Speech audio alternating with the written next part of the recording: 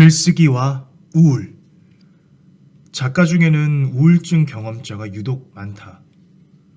작가가 우울증에 걸리는 것인지 우울증 경험자가 작가가 되는 것인지는 알 수 없지만 이 둘은 깊은 연관이 있는 듯하다. 물론 다른 직업인들도 우울한 감정을 느낄 것이다. 다만 여기서 내가 지칭하는 우울이란 지속적인 창작을 위해 구태여 고독을 찾아 나서고 그를 친구로 맞이하는 그런 상황을 뜻한다. 나는 우울증 경험자다. 아른지도 모르고 지나간 우울증의 발단은 2017년 땡땡 뉴스의 대표님이 던진 한마디였다.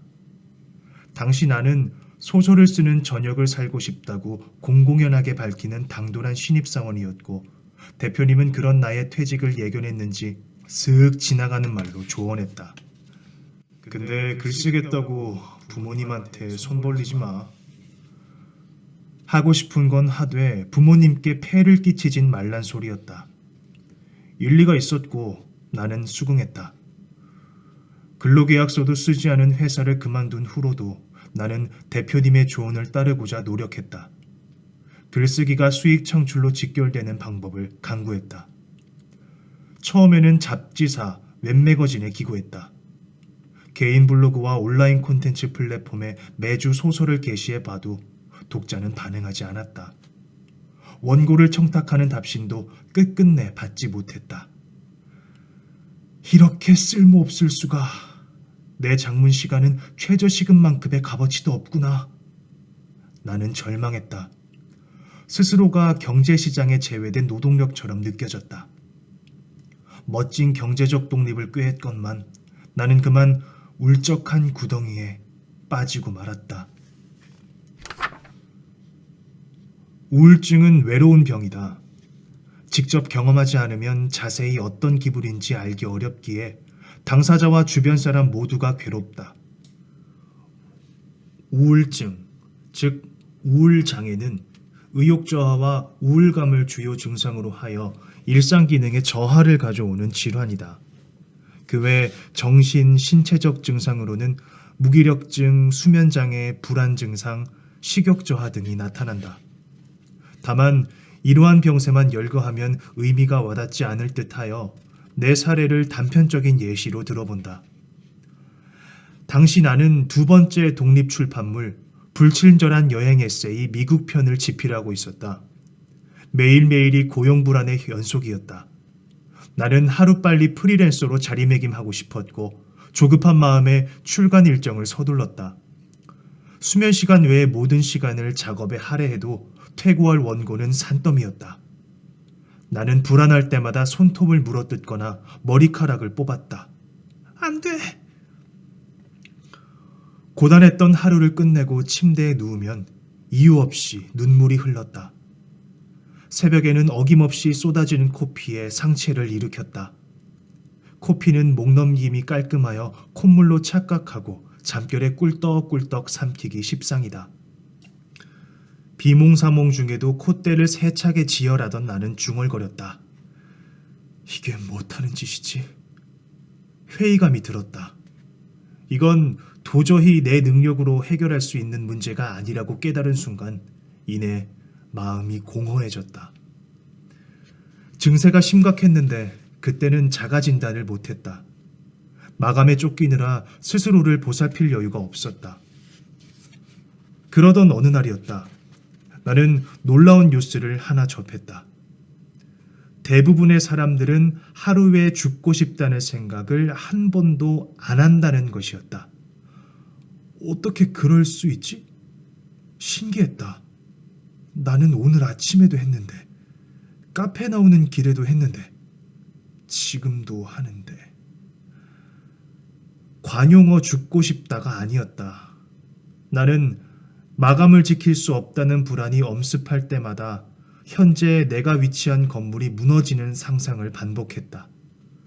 책임을 회피할 수만 있다면 지금 당장 차에 치여 내가 더 이상 글을 쓸 수 없는 상태가 되길 간절히 바랬다.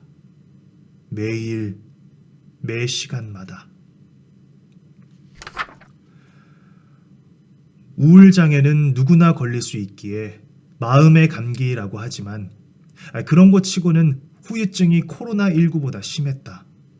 물론 현재는 죽고 싶다는 생각을 하루에 한 번도 안 하는 당시의 나로서는 이해할 수 없도록 안정적인 상태에 들어섰지만 우울증의 흔적은 영원히 가슴에 남아있을 것이다. 그런 예감이 든다. 오스트리아의 작가 장 아메리는 본인의 저서 죄와 속편의 저편에서 고문당한 자는 두 번 다시 이 세상과 친숙해질 수 없다라고 말했다. 아우슈비츠의 생존자인 그는 고문을 성폭행에 비유하며 고문당하면서 무너져간 세계에 대한 신뢰를 두 번 다시 되살릴 수 없다라고 이야기했다. 그가 자신이 속했던 세계로 돌아왔음에도 괴리감을 느끼다가 스스로 생을 마감했다면 나는 세계에서 분리된 적 없는 것처럼 행동했다. 우울증 경험을 한동안 외면하고 지냈다. 하지만 작업을 계속할 거라면 또다시 시면을 들어보지 않기 위해서라도 최소한의 안전수칙이 필요했다. 내가 세운 안전수칙 첫 번째는 자기 비판 금지였다. 이는 절대 엄수사항이다. 과거에 나는 내가 겪는 고통을 이깟 일이라고 폄하했었다. 이 정도는 응당 누구나 버티고 산다며 지칠 때마다 스스로를 채찍질했다. 강인한 척 했지만 사실 두려웠다. 나만 이런 고통 속에 살고 있는 걸까봐. 인생이 유독 나한테만 가혹하다는 사실을 깨닫고 나면 속절없이 무너질까봐 진실을 감추고 전진했다. 하지만 현재의 위기를 모면하고자 자신을 속이는 행위는 장기적으로 보았을 때 본인에게 좋지 않으니 자제하도록 하자. 두 번째 안전수칙은 우울감 발생 시 아낌없는 칭찬하기 처방이었다. 아무리 완벽한 계획을 세워도 예상치 못한 변수는 일어나기 마련이다. 나는 불안할 때마다 따뜻한 말로 내 가슴을 토닥였다. 괜찮아, 괜찮아. 엄마가 아이를 달래듯 심장을 다독이며 울렁거리는 속을 잠재웠다. 모국어로 부족할 때면 다른 나라의 언어를 끌어와서라도 스스로에게 괜찮다고 위로의 주문을 걸었다. 넌 할 수 있어. 지금까지 충분히 잘해왔잖아. 괜찮아. 어느 순간 끝나 있을 거야. 긍정의 말은 힘이 강하다. 연약해 보일지언정 가장 부드러운 손길로 깊은 마음까지 어루만진다. 세 번째 안전수칙은 달성 가능한 사소한 목표 제시하기였다. 하루 일과를 계획할 때는 정확한 업무량과 목표 시간을 설정했다. 예를 들어 오늘 안에 소설 한 편 쓰기보다는 오전까지 초안 작성, 오후 3시까지 자료조사 및 초안 다듬기, 6시까지 1차 탈고 마치기가 훨씬 성공 확률이 높으며 사기를 충전하는 데 도움이 된다. 나는 주요 임무 외에도 쉬운 퀘스트, 메일 답신이나 홍보 피드 게시, 녹음실 예약 등을 제시하고 일 처리를 끝냈다면 다이어리에 기록했다. 읽어보면 사소한 것들 뿐이었지만 빼곡 강박자인 나는 하루 스케줄러를 꽉 채워서 일했다는 뿌듯함을 느꼈다. 마지막으로 저녁에는 일 생각 없이 마음껏 노는 보상을 주었다. 노동 후 휴식은 노동자의 기본적인 권리인데 프리랜서는 이것을 지키기가 참으로 어렵다. 글은 행복할 때 안 써진다는 말이 있다. 우리는 인생이 어딘가 불만족스러울 때만 책상 앞에 앉는다. 만사를 제쳐두고 마음의 응어리를 털어놓고자 글을 쓴다.